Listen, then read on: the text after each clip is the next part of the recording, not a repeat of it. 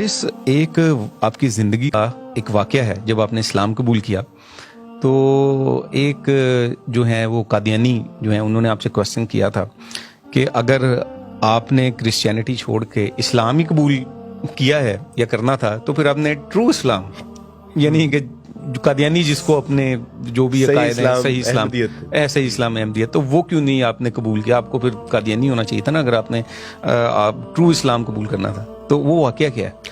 ہاں وہ اصل میں مجھے کہنے لگے کہ عبدالوارث آپ اگر حق کے متلاشی تھے تو آپ نے اسلام کی بجائے ٹرو اسلام کیوں نہیں قبول کیا؟ اچھا.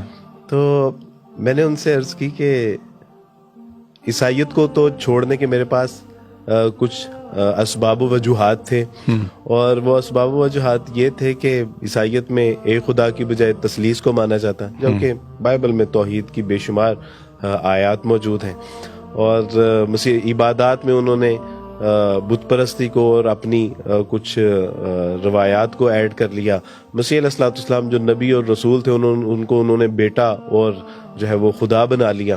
تو یعنی اس طرح کے بے شمار اسباب تھے جس کی وجہ سے میں نے عیسائیت کو ترک کر دیا.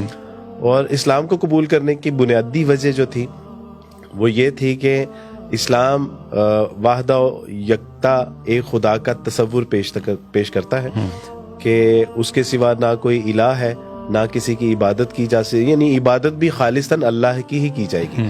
اور مزید یہ کہ محمد صلی اللہ علیہ وسلم جو کہ اس کائنات کے لیے ایک نمونہ بنا کر بھیجے گئے اور آپ علیہ الصلوۃ والسلام کی شخصیت کو کامل اکمل اور مکمل کر کے اور تمام اوصاف اخلاق آپ کو ان کے ساتھ مزین کر دیا گیا. تو اور پھر یہ کہ اسلام ایک مکمل پیکج ہے، کمپلیٹ کورٹ آف لا ہے، آپ کو زندگی کے ہر شعبے میں وہ ایک رہنمائی دیتا ہے جس میں کوئی ابہام نہیں ہے، کوئی اشکال نہیں ہے.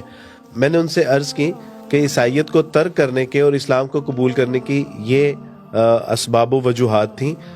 تو مرزیت کو میں نے یا احمدیت کو میں نے اس لیے قبول نہیں کیا کہ اس کی چند ایک وجوہات تھیں. میں نے کہا کہ میں آپ سے وہ بھی عرض کر دیتا ہوں.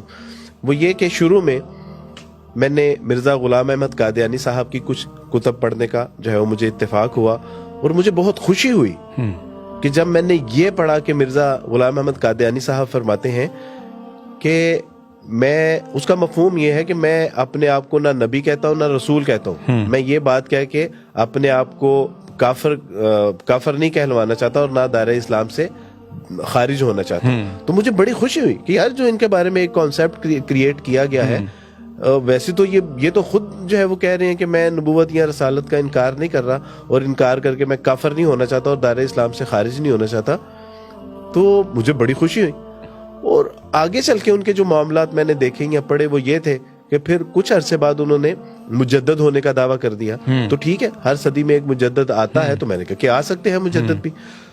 لیکن آگے چل کے جو ان کے دعوے ہیں ان دعووں میں ایک دعویٰ جب یہ سامنے آیا کہ انہوں نے مہدی کا جو ہے وہ ہونے کا بھی جو ہے وہ اعلان کر دیا ہے.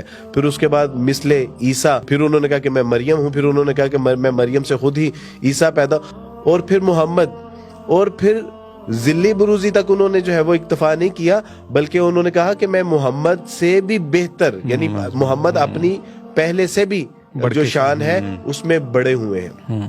تو مجھے بڑی حیرت ہوئی. تو اس طرح کے دعوے تو مجھے ایک لمحے کے لیے لگا جیسے مرزا غلام احمد قادیانی صاحب شیزوفرینیا کے پیشنٹ ہیں.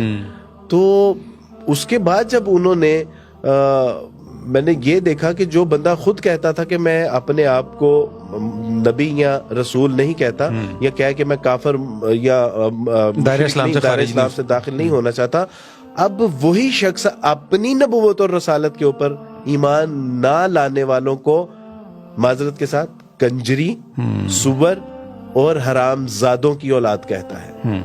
تو میں نے ان سے کہا کہ مجھے ان کے نبی، رسول، مہدی، مجدد ہونے پہ تو دور، مجھے ان کے ایک شریف انسان ہونے پہ بھی جو ہے وہ شک ہونا شروع ہو گیا کہ وہ کیا ایک شریف انسان بھی تھے کہ نہیں تھے. مزید ایک بات جو ہمارے استاد مولانا مفتی حسن صاحب فرماتے ہیں وہ کہ انہوں نے کہا تھا کہ اللہ کے دین میں اور محمد رسول اللہ صلی اللہ علیہ وسلم کے اخلاق، معاملات اور کردار پہ آخر کمی ہی کس چیز کی تھی کہ جس کو مرزا غلام احمد قادیانی صاحب پورا کرنے. دین کی بات پھیلانا صدقہ جاریہ ہے. ثواب کی نیت سے ویڈیو کو شیئر ضرور کیجیے. جزاک اللہ.